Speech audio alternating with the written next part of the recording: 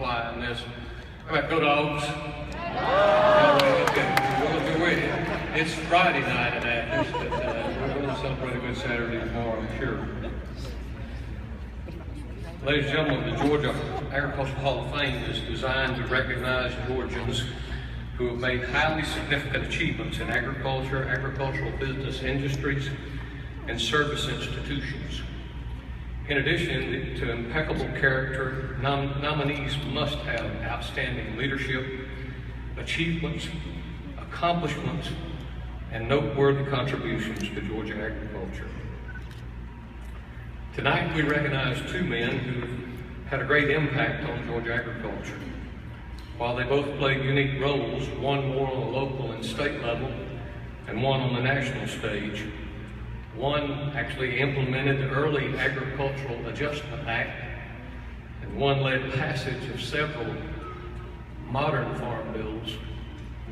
It's certain that they both shared a passion for agriculture and truly exemplified servant leadership.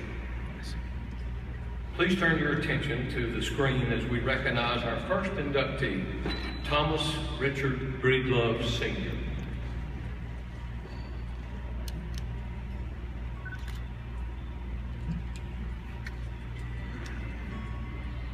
Thomas Richard Breedlove Sr. helped shape the face of Georgia agriculture during the 20th century from his family's rural Walton County dairy farm. Very honorable person, honest, trustworthy, authoritative, proud person, believer in God, loved the land. Breedlove grew up working at Breedlove Dairy Farm with his father, William Luther Breedlove. The dairy, the first to sell bottled milk in Walton County, was already a beacon of agricultural innovation when Thomas Breedlove took it over from his father. But this was just the prelude of what was to come. Mr. Breedlove and so many of his friends and neighbors, they didn't have electricity, and he had changed from, the family had changed from cotton and diversified to a dairy farm. As the Depression came to an end, he became a leader in Georgia agriculture and helped implement some of the reforms and innovations that shaped Georgia in the second half of the 20th century. Well, Daddy wasn't always there. He was in Athens at his job. And so I kept the books for the farm, and I tell you, that was a job. He helped introduce Georgia farmers to what is today the USDA Farm Service Agency. He was the first and longest serving executive director of its precursor, the Georgia Agriculture Adjustment Administration, working for the organization from 1939 to 1955. He was a fine man, loved what he did, and he did a lot. Innovator in different endeavors with agriculture. And I respected him a lot. After President Franklin Roosevelt established the Rural Electrification Administration in 1935, Breedlove was one of 7 men who helped organize farmers in Walton and surrounding counties to form the electric cooperative. The role of the ENC, especially Walton ENC, is to provide power at the most affordable cost for the benefit of its members.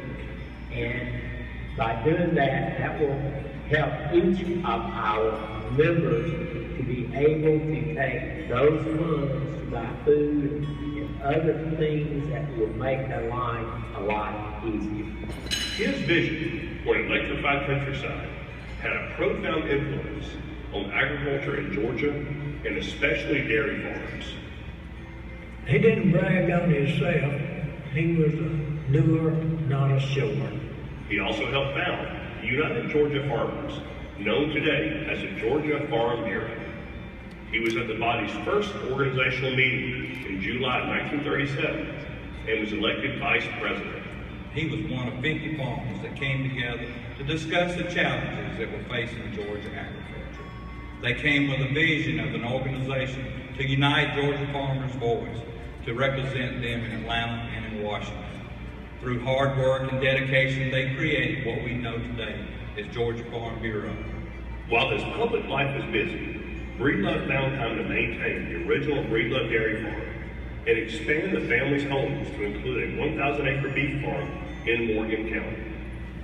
I can't imagine what he might have to say, but Daddy would just be busted with joy. That he would be so proud. And just know that we are so proud of him, because we do love him. So many of the accomplishments of Mr. Breedlove are covered in the midst of time. However, his important and enduring legacy is his family. Thomas Breedlove's accomplishments are many, but paramount is the sense of compassion and the ability to serve as his greatest hallmark. When you look at Mr. Breedlove's legacy, you got to look at the Breedlove family.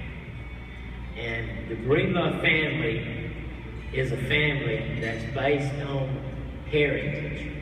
They are proud of their heritage, and each one of the family members feel an obligation to give back to their community.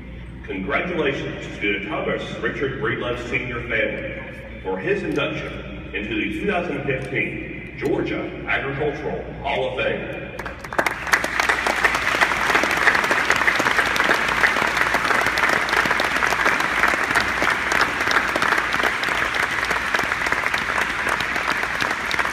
Ladies and gentlemen, I'd like to welcome Preston Montgomery Breedlove to accept the award on the family's behalf. Joining Preston in accepting the honor on behalf of his father and the Breedlove family are Thomas Richard Breedlove III, IV, and V. Rick, Tom, and Quinn, if you'd come join us. Tom works here at the university in the Office of Architecture. Congratulations. What a wonderful family.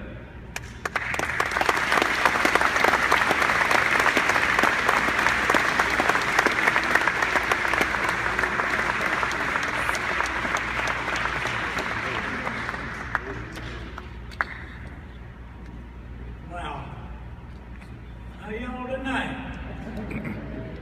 This is a big day for the Breedlove family. This was a full heart and a great pride.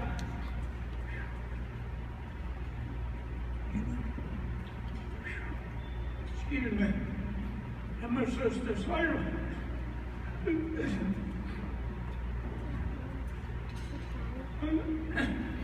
I'm not going to be here tonight. But I understand through modern technology that she's viewing this live right now. So, hey Sarah, I'm trying not to embarrass you. So, along with the entire Breedlove family, and there are more than 60 here tonight from about 8 different states. Far away as Texas and Colorado, and North Carolina, Florida, and everything in between. So,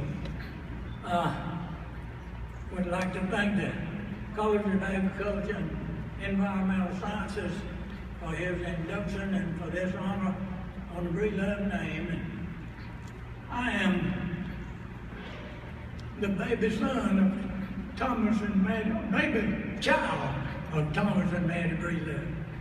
Now I have with me,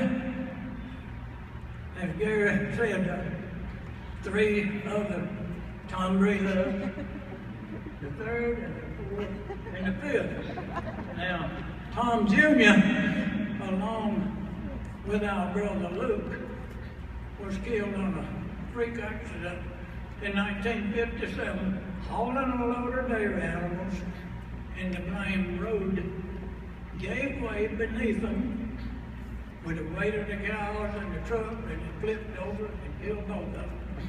So, it wasn't to pilot error, I guess to say. It's just a freak. The road gave way. So, take your seats again. Thank you. The Breedlove name is pretty well respected when you get them to go all the way through 5. So, perhaps you can't put the camera down.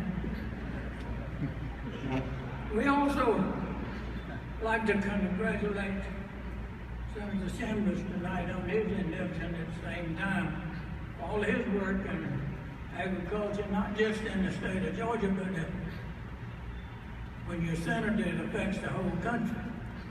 Now, I might step on one of his toes here, but you know, I think there's a lot of young people that thinks dang groceries come from a grocery store.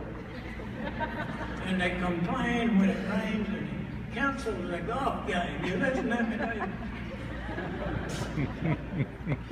I told you I was going to talk about you.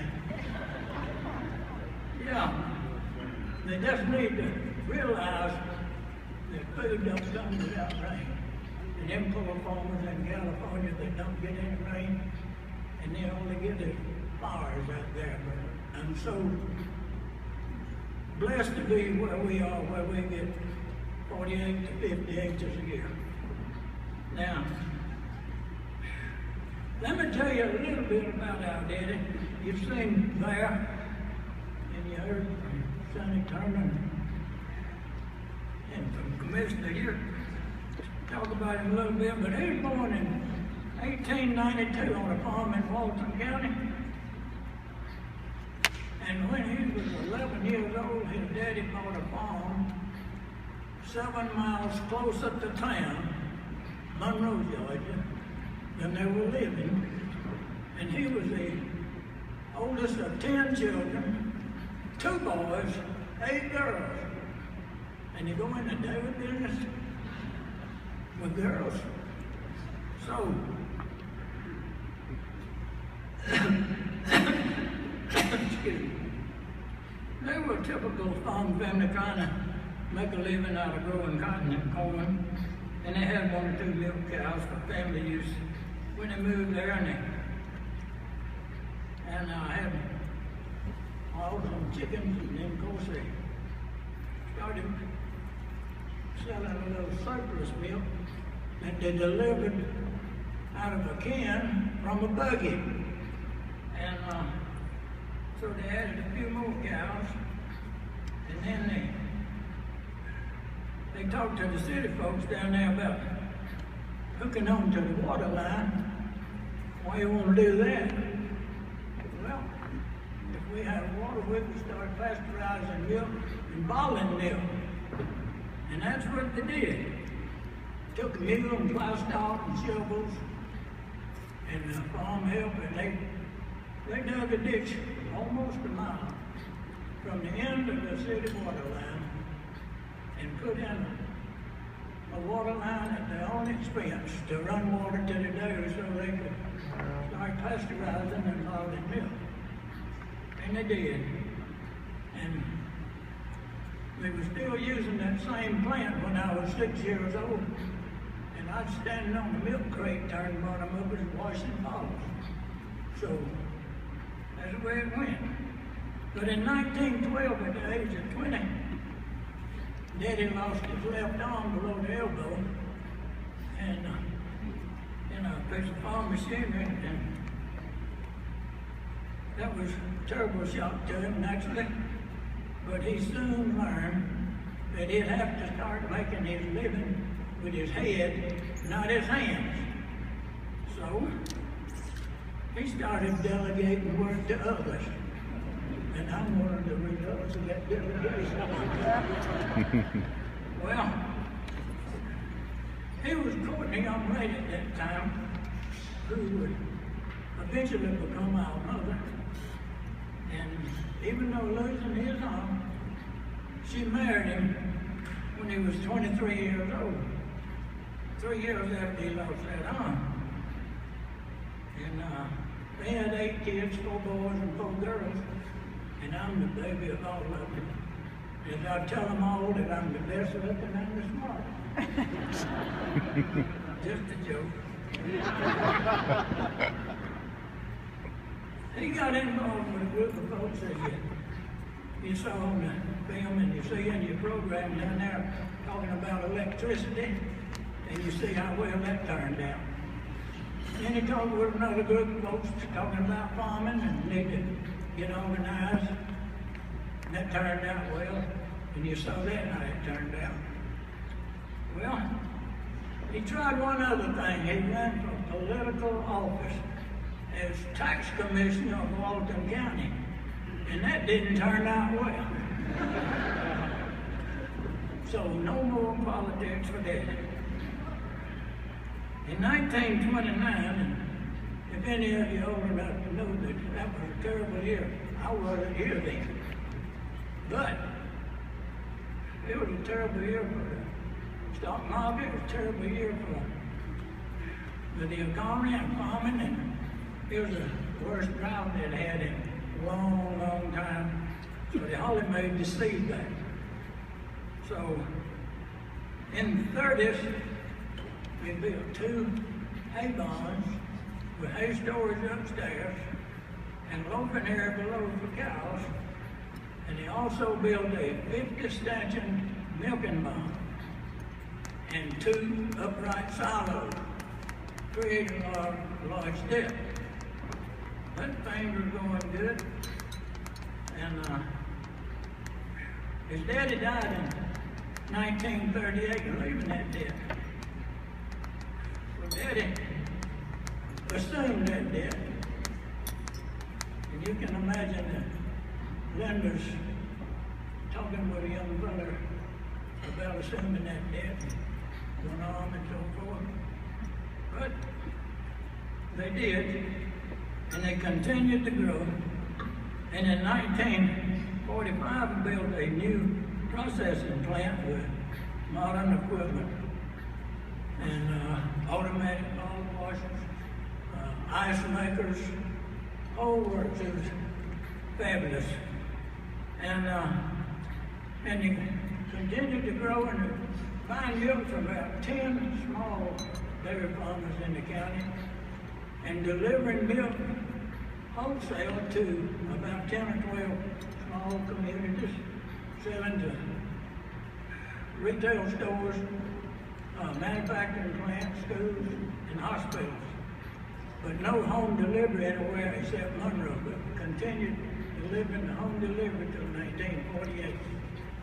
And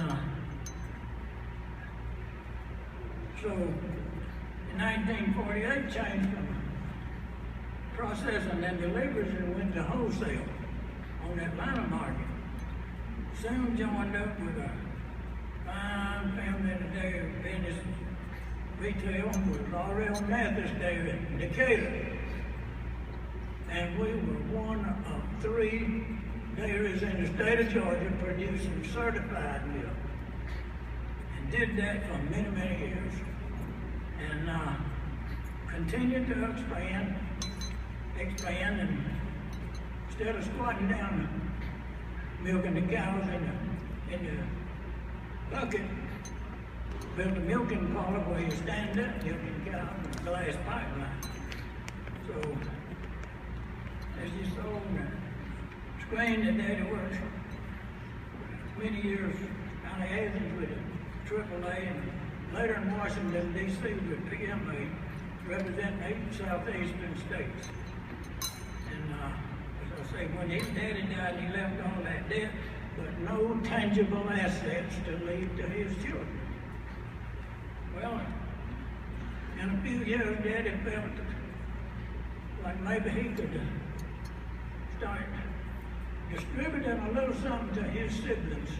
So his sisters and his one brother, he gave a sum of money to every one of them because they didn't get anything from their daddy. And that's just the kind of man he was. His grandfather, when he lost his arm, gave him the most unique knife to cut food and eat with. Nice handle, kind of a lazy half-moon blade. And on the upper point was 3 prongs, and that was the fork.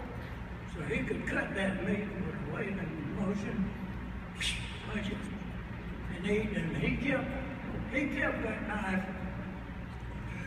some of those knives, to give to other people that he saw or heard about, where he could give them something to make their handicap a little easier.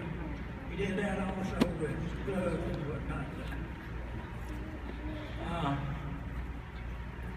How did he do all the things that he did?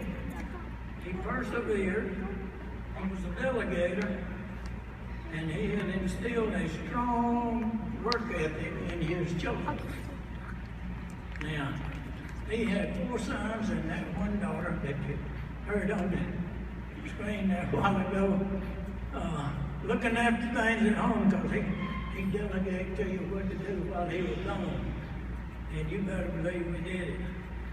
So he was a lover of the land, and he grew that 90-acre farm that his daddy bought to 750 acres in one tract, and about 750 head of dairy animals. Our mother inherited 90 acres from her father at his death in Morgan County, and he grew that to 1,000 acres in one tract, and approximately 1,000 head of beef cattle on that land. Now, we think, after his passing in '69, that agriculture is much better because of him, and we are much better because of his teachings. Thank you very much.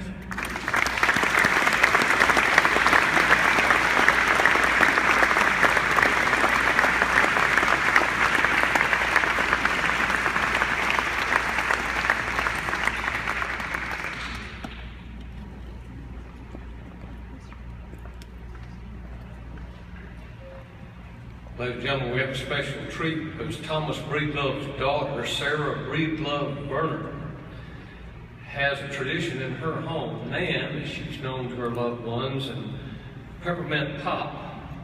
They always share peppermint with family and friends, so they wanted to share with us tonight that family tradition with everyone as we celebrate Thomas Breedlove and his entire family. So here, cheers.